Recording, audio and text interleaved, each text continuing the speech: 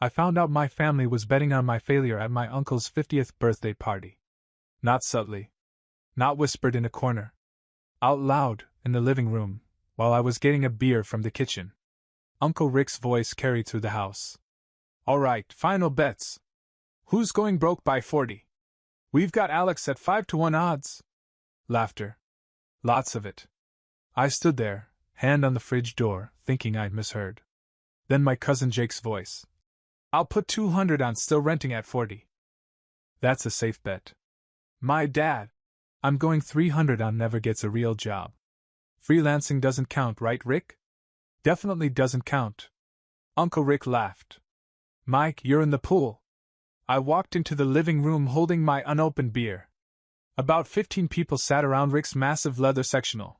The one he'd bragged cost $8,000 at Thanksgiving. On the coffee table sat a yellow legal pad. Names down the left side. Dollar amounts down the right. Categories across the top. Uncle Rick saw me and didn't even flinch. Just grinned bigger.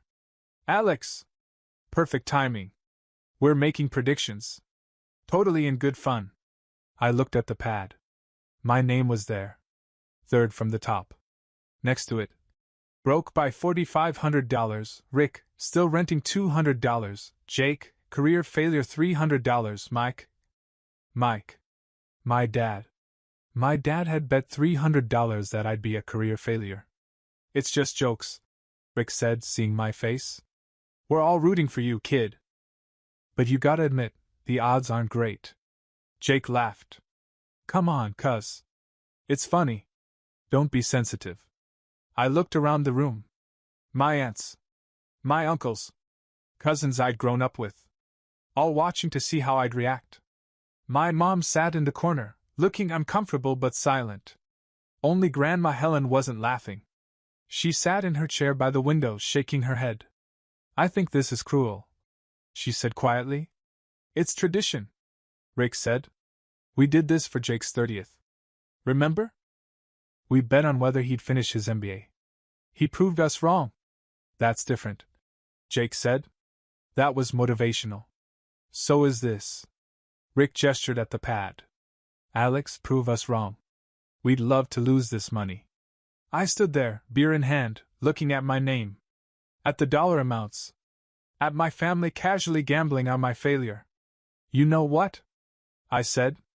I need to grab something from my car. I walked out. Got my phone. Came back. Nobody had moved. They'd gone back to chatting, the betting pad still on the table. I took 4 photos. Different angles. Made sure every name was visible. Every dollar amount.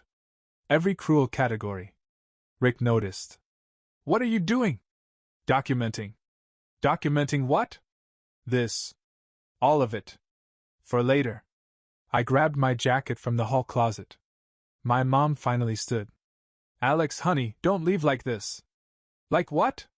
I'm just going home. They didn't mean anything by it. Mom, Dad bet $300 that I'll be a career failure. Rick bet $500 that I'll be broke. That's not nothing. Rick came into the hallway. Kid, you're overreacting. It's a joke. Do you have a betting pool about Jake failing? About anyone else? Silence. Yeah. That's what I thought. My dad appeared behind Rick. Don't be dramatic. This is family. We're allowed to tease. I turned back. Looked at this man who'd told me at 18 that computer programming wasn't a real career path. Teasing is one thing, I said. Betting money on my failure is something else. Rick crossed his arms. You know what your problem is, Alex? You don't have any drive. Any ambition. You're 30 years old making what, $40,000 a year? Doing freelance work in your apartment? We're trying to wake you up. By betting I'll fail? By showing you what path you're on if you don't change. I almost laughed. You want to know something, Rick? In 10 years, we'll see who made the better choices. Is that a threat? No. It's a promise. I left. Got in my car, a 2011 Honda Civic with a crack in the windshield and a bumper held on with zip ties. I sat there for a minute, hands shaking, looking at the photos on my phone. Then I did something I should have done years ago. I opened a new note and wrote. Proved them all wrong. Every single one. I drove back to my apartment. 4th floor walk up, no elevator, $950 a month for 450 square feet. My furniture was mostly Craigslist finds. My TV was 7 years old. This was the life they were betting against. I sat on my sagging couch and opened my laptop. Here's what they didn't know. I wasn't lazy. I wasn't unmotivated. I was quietly building something they couldn't see. For the last 8 months, I'd been working on a side project. A project management tool for freelancers like me who couldn't afford fancy enterprise software but needed something better than spreadsheets. I'd been coding at nights and weekends. Testing it with freelancer friends. Getting feedback. It wasn't ready yet. But it was mine. That night, I stayed up until 4 a.m. working on it. Not because I was angry, though I was, but because Rick's words had lit something. No drive. No ambition. I'd show him drive. Next morning, I texted my mom. I need space from family events for a while. She called immediately. I let it go to voicemail. Her message. Honey, please don't do this. Rick feels terrible. He was drinking. Just come to Sunday dinner. Rick feels terrible. Not. Rick was wrong. Just. He was drinking. I deleted it. Dad texted. This is childish. Family doesn't hold grudges. Jake in the group chat. Alex, dude, it was just for laughs. Don't be that guy. I muted the chat. Only Grandma Helen called. I answered. Alex, sweetheart. I'm sorry about yesterday. That was wrong. Thanks, Grandma. I didn't participate in that pool. I want you to know that. I know. I saw. When you succeed, and you will, I want a front row seat. Deal. I set the betting pool photo as my phone wallpaper. Not to wallow. To remember. Every morning when I unlocked my phone, I'd see it. My family's bet that I'd fail. And every morning I'd choose to prove them wrong. The next 3 months were brutal. I kept freelancing, needed rent money, but cut everything else. No going out. Ramen became a food group. Every spare hour went into my project. I named it Task Flow. My friend Devin was the first real test. He was a freelance designer, perpetually drowning in client work. Dude, he said, clicking through the interface. This is clean. Really clean. You think it's useful? I'd pay for this right now. That stopped me. You would? $20 a month, easy. For something that actually works? $20 a month. From one person. That was something. I launched TaskFlow on a Tuesday. Posted it on Product Hunt. Dropped it in freelancer forums. No budget for ads. No fancy marketing. Just, I built this because I needed it. Maybe you do too. First day, 3 signups. 2 were friends being nice. 1 was a stranger. Second day, 12 signups. Third day, 8. By the end of the first week, 47 users. Almost all paying $20 monthly. That was $940 per month. Actual money from strangers who found value in something I'd built. Rick had bet $500 I'd be broke by 40. I was making $940 monthly from a side project I'd built, while my family laughed. I took a screenshot of the Stripe dashboard. Put it in a folder labeled Progress. Right next to the betting pool photos. By month 3, TaskFlow had 220 users. $4,400 monthly revenue. By month 6, I made a decision that would have made my family lose their minds. I quit freelancing. Went full-time on TaskFlow. My mom called that month. Haven't seen you at Sunday dinners. Is everything okay? Everything's great, Mom. Are you still upset about Rick's party? Still upset? Like it was minor. I'm not upset. I'm just busy. Busy with what? Projects. Well, when you have time, come visit. I didn't visit. Instead, I worked 16-hour days. Adding features. Talking to users. By year 1, 800 paying users. $16,000 monthly revenue. After expenses, I was netting $12,000 per month. More than triple my freelancing income. I moved to a better apartment. Bought a reliable car. Small upgrades. Nothing flashy. But earned. I looked at that betting pool photo every morning. And smiled. Because I was winning. Year 2 was when everything exploded. January, 1,000 users. March, 2,000. June, 4,500 paying users. $90,000 monthly revenue. I hired my first employee. Then my second. Rented office space. Then in August, an email I almost ignored. A larger company wanted to talk acquisition. The meeting was straightforward. Their CEO, Jennifer. We've been tracking your growth. You've carved out a niche we can't reach. Freelancers love you. We'd like to buy Task Flow. I kept my face neutral. What kind of offer? 2.5 million. Half up front, half over 2 years as you hit milestones. I nodded like I heard numbers like that every day. Can I think about it? Take a week. I called Devin. They offered 2.5 million. What? That's life-changing money. It was. Generational wealth. Never worrying about rent again. Proof. We negotiated for 2 weeks. Ended up at $2. 7 million with better terms. The day the contracts were signed, I watched them wire $1. 35 million into my account.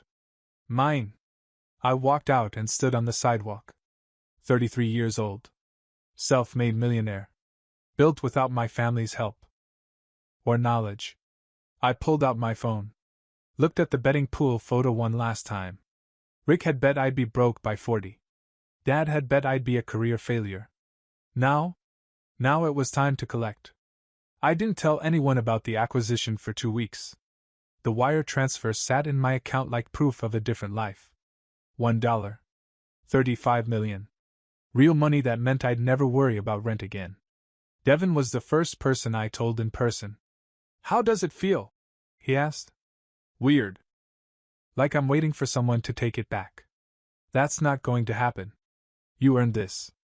I keep thinking about that party. Rick saying I had no ambition. Rick's an idiot. Yeah, but on paper, I was exactly what they thought. 40,000, shitty apartment, dying car. On paper, Devin said. But you were building something they couldn't see. The transition was smooth. I stayed on managing Task Flow with their bigger team. Moved to a nice condo. Bought a car that didn't make concerning noises. Small changes. But each one felt like shedding skin. My phone stayed mostly silent from family. 3 years of minimal contact had become normal. Occasional text from Mom. Sporadic message from Jake. They looked happy on social media. Complete. Like my absence barely mattered. That was fine. I was building my own life. Then in October, Grandma Helen called. I'm having a small birthday dinner next week. Would you come? I miss my grandson. I hesitated. 3 years of avoiding family. Grandma, I don't know. Please. I'm 82. I won't be around forever. Okay. I'll come. The dinner was at Grandma's favorite Italian place. Private room. The usual suspects, Mom, Dad, Amy, Jake, their spouses. And Rick. He saw me first. Alex? Wow, stranger. Didn't think you'd show. Grandma invited me. Mom hugged me. You look different. Good different. The evening started awkwardly. Small talk. I ate my pasta and listened. Then Rick, 3 glasses of wine in, leaned back. So Alex, what have you been up to? Still doing the freelance thing? Everyone watched. Not exactly, I said. Finally get a real job? I sold my company. Rick laughed. Your company? Come on. Task Flow. Project management software.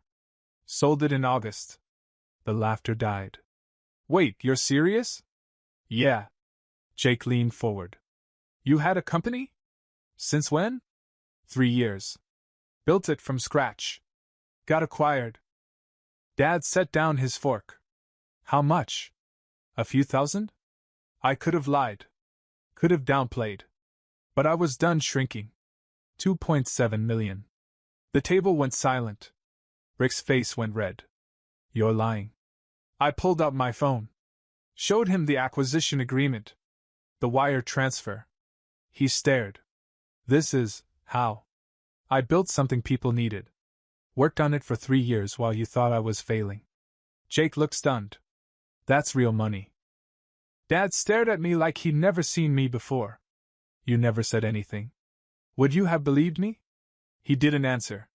3 years ago, at Rick's party, you bet money I'd be a career failure. All of you made bets about how I'd fail. Mom's face went pale. Alex, that was a joke? I looked at Rick. You bet 500 I'd be broke by 40. Said I had no drive. No ambition. Rick's jaw clenched. I was trying to motivate you. By publicly humiliating me? I have the photos. I pulled them up. The yellow legal pad. Every name. Every amount. I took screenshots. Looked at them every morning for 3 years. I showed them. Grandma Helen spoke up. I told all of you that night it was cruel. Grandma was the only one who didn't participate. I said. Mom was crying. We didn't mean. You meant exactly what you did. You thought I was a failure. And when I stopped showing up, none of you cared enough to check on me. Dad's voice was quiet. What were you doing all this time? Building. Working. Proving you wrong. Every single day. Rick stood. So you're here to gloat? No. I'm here because Grandma asked. She actually cares about me. The rest of you? I don't need your approval anymore. That's petty, Jake said. You know what's petty? Betting money your cousin will fail. Then acting shocked when he doesn't want to be around. Grandma walked me to my car. I'm proud of you. Not for the money. For building something on your own terms. Thanks, Grandma. What happens now? I don't know. But it's on my terms. The next few weeks were quiet. One text from Mom. A message from Jake saying, that was intense. I didn't respond. Then in December my phone rang. Unknown number. Alex? It's Rick. I waited. Look, I want to apologize. For the party. For everything. Okay. That's it. What do you want me to say, Rick? I don't know.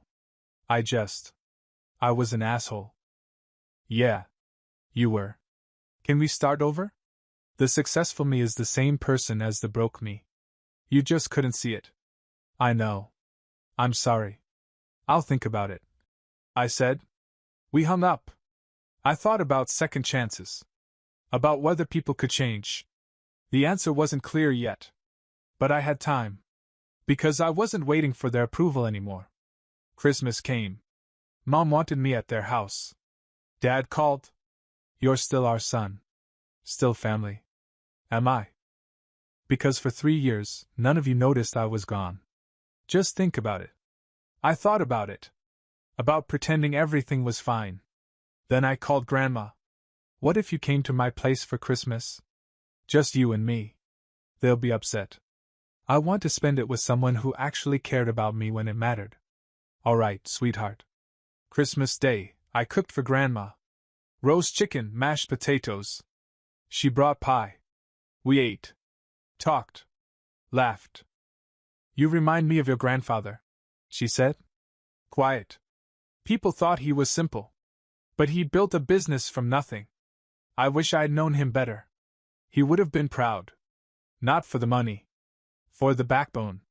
My phone buzzed throughout the day. Mom. Amy. Rick. I didn't answer. This was my Christmas. With someone who'd earned it. The next morning, my phone rang early. Is this Alex? Official-sounding voice. Yeah, who's this? David Chen. Venture capital firm. We've been following your career. Jennifer mentioned you might be looking for your next project. I sat up. I'm listening. We're looking for technical founders for a new accelerator. People who've built and exited. Interested? Absolutely. We talked for 20 minutes. About opportunities. About building new companies. About mentoring. When I hung up, I was smiling. This was just the beginning. Not just of a new business. but of a life I'd built on my own terms, where the only bet that mattered was the one I'd made on myself. And I'd won. January came in brittle and bright. The city sounded like metal, snowplows, salt crunching under tires, radiators clanking in old pipes. I slept like a stone and woke up before the sun anyway, a habit I couldn't shake even with the cushion in my bank account. The accelerator talked about vesting schedules and founder dinners. I talked about roadmaps and the quiet satisfaction of a working cron job. I kept my circle small. Devon, a handful of engineers I met through the acquisition, Grandma. Some mornings I scrolled old photos and saw a version of me with hollow eyes and a cracked windshield and felt a private tenderness for him. He built the bridge I walked across. In late February my phone rang. Unknown number. The hour read 7:41 a.m. I let it buzz once, twice, then answered. Alex? It's Rick. I said nothing at first. The last time he'd called, his apology had sounded like someone reading lines at a tryout. Morning, I said. He exhaled. Listen, I wouldn't call like this, but I'm in a situation. Of course he was. The timbre in his voice wasn't pride swallowed, it was hunger dressed up as urgency. I leaned against the counter. What kind of situation? You know my shop. We do metal components, mid-batch runs for regional suppliers. The last year's been a mess. Overseas competition, delays, raw material spikes. 2 big clients pushed payment 90 days, then canceled altogether when their OEM moved production. Bank called our line. Payroll's due Friday. There it was, the specific cold of numbers, the way business problems become weather. You can't argue with a bank that has already decided it's winter. And? I asked. He cleared his throat. I need a bridge. Short term. 200 grand would cover payroll and utilities while we renegotiate and close a purchase order that's illegal. I'll pay interest. We'll paper it. I'm not asking for charity. 200,000. The number didn't have the power over me it once would have. But it still had weight. You called a venture firm before you called me? I said. I called everyone. He said, honest in a way he maybe couldn't help. They don't do turnarounds, their word. We're too old, too manufacturing, too not SAS. He tried a laugh that sounded like a cough. You're the only one in the family with money. You're the only one who can actually help. I could see him as he talked, the leather sectional, the granite counters, the framed photo of him at a trade show gripping hands with a congressman. I pictured the yellow legal pad, the columns neat and smug. My name, third from the top.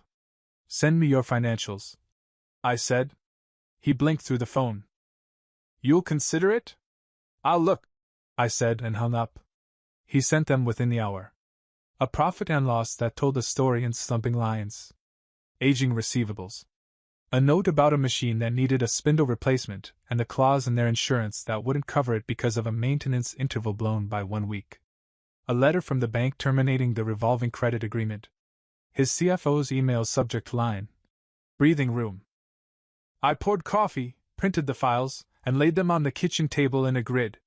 I wasn't an expert in turnarounds, but the math didn't require one. Even if the illegal purchase order closed, it wouldn't save them fast enough without cutting costs that were mostly people. My phone buzzed. Rick again. You see the PO? He said. It's real. We can cover you with that receivable in 60 days. Receivables that old are worth half on a good day. I said. Your margins on mid-batch runs are thin. Your unit economics died when your inputs shifted. You don't need a bridge, you need a different business. He was quiet. Then, are you saying no? I moved a printed page, aligning edges that didn't want to align. I'm saying you don't need a cousin with a check. You need Chapter 11 counsel. He inhaled sharply. Come on, man. Family. There it was. The word he had trimmed to fit his needs. Family, I repeated softly. I opened photos. The yellow legal pad glowed on my screen, inked like a wound. Rick, I said, I have something for you. What? I texted him the photo. Then another. 4 angles. Every name. Every amount. The category written in block letters like a headline. Broke by 40. My name. His bet. I typed a caption beneath the last image. Bad bet. Good luck. I hit send and set the phone face down. For a minute the apartment was very still. The refrigerator clicked on. Outside, a delivery truck sighed. When the phone buzzed again, I didn't flip it. I rinsed my mug. I opened my laptop.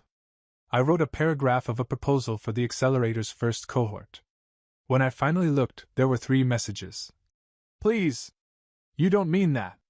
We were joking. I put the phone back down and went back to work. Rick's company filed within 3 weeks. The headline in the local business journal was bloodless the way headlines are. Regional manufacturer pursues reorganization amid industry headwinds. In the article, a photo of Rick stood beside a late-line milling machine like a retired quarterback beside a trophy. The copy mentioned global competition and supply chain disruptions and the need to innovate. It did not mention betting pools. Mom called the next evening. I let it go to voicemail, then listened with my thumb hovering over delete. Alex, he's your uncle. He's having a hard time. Your father says you refused to help. After everything. She paused. After everything you've been given. Given. The word landed wrong in my ribcage. Grandma would never have said it like that. She would have said, after everything you've earned. I called her instead. You saw the article? I asked. I did, she said. I also saw the way you've been standing up straight lately. I laughed quietly. I told him no. I figured, she said. Sometimes no is not cruelty. It's the fence that keeps the wolves out. We talked about her tomatoes under grow lights in the spare bedroom and the neighbor who insisted salting sidewalks was a conspiracy. When I hung up, my chest had a knotted. The family thread ignited over the next few days. Jake posted a half-finished thought about loyalty and deleted it. My sister Amy texted privately. You okay? Mom is. Mom. I told her I was fine, that I was cooking more, that I had learned to make a decent omelet. She sent a heart. Meanwhile, work moved like a river in spring. The accelerator filled. Founders with hungry eyes came through our doors and told us versions of the same story. I've been building something everyone says is small until suddenly it isn't. I told them about cron jobs and about error budgets and about the photo I'd looked at every morning for 1,000 days. I learned to keep the story short. I learned to let the useful part be the part about building anyway. One night I dreamed of the legal pad and woke at 3:12 a.m. I padded to the window and watched snow fall beneath a streetlight that flickered at the edge of its own patience. In the glass, I caught my reflection. He looked, finally, like someone who could be the main character in his own life. The next afternoon, I ran into Dad by accident, which is a funny word for something that felt, on some level, like gravity doing slow, inevitable work. I was leaving a coffee shop. He was entering, tugging at a scarf he'd owned since my junior year of high school. We both froze. Then he smiled with his mouth and not his eyes. Alex. Hey, Dad. We did the awkward dance of humans remembering choreography they'd never learned. He gestured to a table. I followed, less to be agreeable and more to see if I could do this without my pulse sprinting. He ordered black coffee. I ordered tea I wouldn't finish. We stared at the little tent sign advertising a pastry and pretended the company of flaky dough could make us less breakable. I read about Rick, he said. Me too. You could have helped. I set the tea down. You know his numbers don't work. He fidgeted with the cuff of his jacket. Family helps anyway. Family also bets $300 their son will be a career failure. I said calmly. Family stays quiet while the room laughs. He flinched like I pushed him with 2 fingers. I was wrong. I didn't say yes or finally or you were. I let the silence catch its breath. He tried again. I didn't understand what you were building. You didn't have to. I said. You just had to not humiliate me. We both looked down. A long minute walked by. When it was far enough away, he said, I'm sorry. 2 words. I'd imagined them in 100 voices. The one he used was small and real. It wasn't enough to rearrange the past. But it was enough to set a pin in the map. Thanks, I said. He swallowed. Your grandmother's not feeling great, he added, like sorrow needed a chaperone. She won't tell anyone. You know how she is. I'll go, I said. Tell her I said. He stopped. No. I'll tell her myself. We paid separately. On the sidewalk, the light had turned the color of old pewter. He hugged me, then let go first. As he walked away, I could see the outline of the man who had taught me to ride a bike and the outline of the man who had circled a dollar figure next to the words. Career failure. People contain multitudes. Sometimes they even contain apologies. Grandma's apartment smelled like lemon oil in the bingo hall. A ceramic cardinal sat on the sill like a sentry. She opened the door before I knocked twice. There's my favorite startup, she said, and I laughed and kissed her papery cheek. We ate soup at her tiny table and talked about nothing important. When the bowls were empty, she reached across and took my hand. You don't have to be the one who absorbs everyone's lesson, she said. I frowned. What do you mean? You're doing what men in this family have always done, take hurt and turn it into work. It's a fine alchemy. It buys houses and pays for braces. But don't let the past choose the size of your future. I looked at her small, fierce face. I don't know how to do anything else. You do, she said. You just forgot. You liked drawing when you were little. You copied the Sunday comics with a seriousness that made me leave the room. I haven't drawn in years. So draw, she said. Not to prove. To learn what you're like when you're not responding. I bought a cheap sketchbook on the way home and was terrible for 12 pages.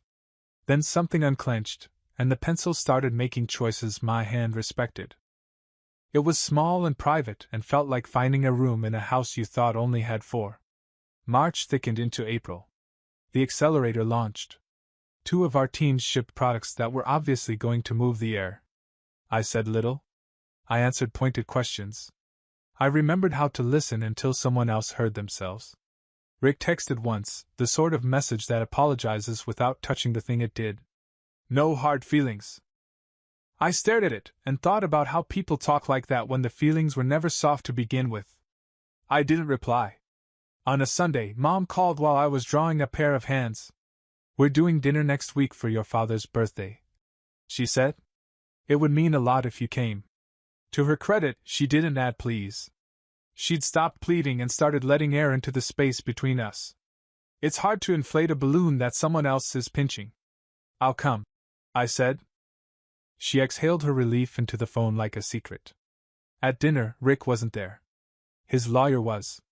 He explained Chapter 11 to my parents as if it were a parlor game. You keep the good dishes, you give away the broken ones, you convince the bank that chips are part of the pattern. Mom nodded too fast. Dad watched me when he thought I wouldn't notice. After cake, I took plates to the sink and felt a presence beside me. Amy. You're handling this freakishly well, she said. I draw now, I said deadpan. She laughed and bumped my hip. You should meet my friend Priya. She runs ops at an edtech that needs someone who's good at telling founders to calm down. You're gifted at that. I'll think about it. You always do, she said fond. We loaded the dishwasher with the choreography of people who had done it in silence for years. When I left, Dad hugged me again. It felt less like ceremony and more like practice. Summer came in a green rush. The accelerator held demo day in an old theater that still smelled like velvet. Founders in sneakers and conviction flashed their slides. Investors nodded the nod that means maybe. When it ended, I stood in the wings and watched our teams turn into something you could point at. The next morning, a letter arrived addressed by hand. I recognized Rick's slanted caps. Inside, a check for $1,000. For the bet, the note said. Interest not included. I can't afford it. There was a coffee ring on the corner. I set it on the table and stared at it a long time. It was exactly wrong and exactly right. Pay back for a thing that had been metaphor, interest-free in the only way that matters. $1,000 wasn't restitution.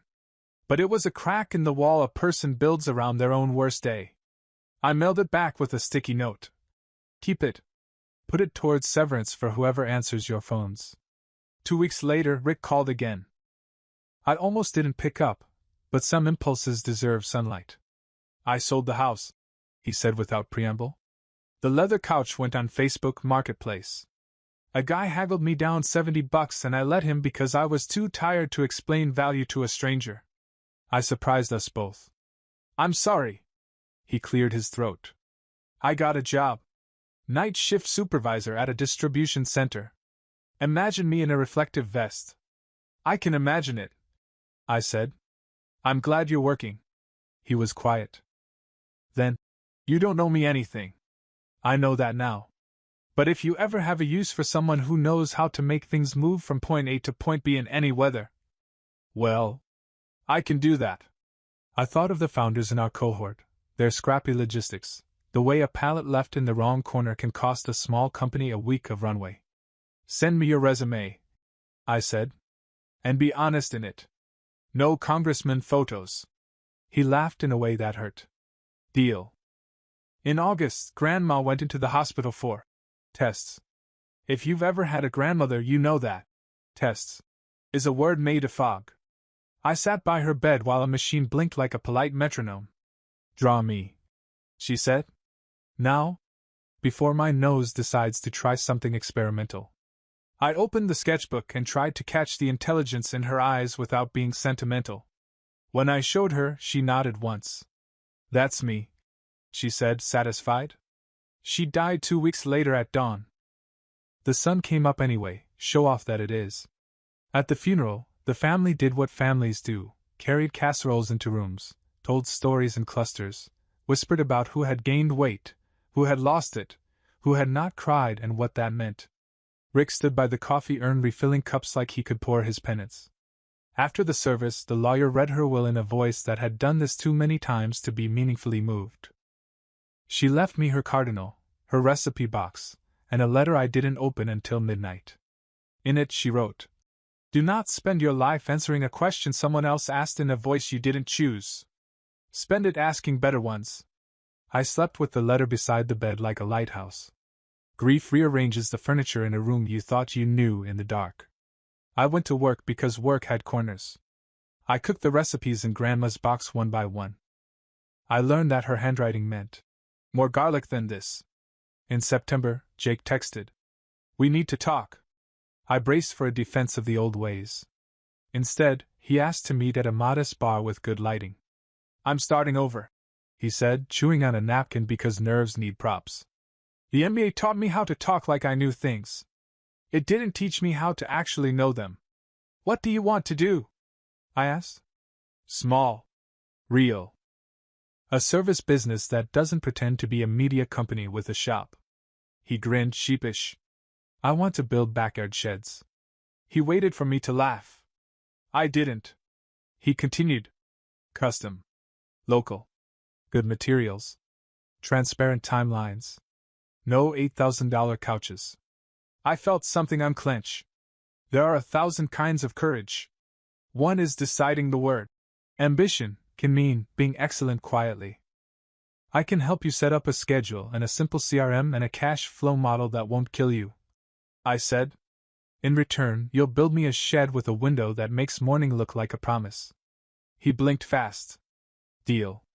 We shook hands like men in old movies who remember the stakes.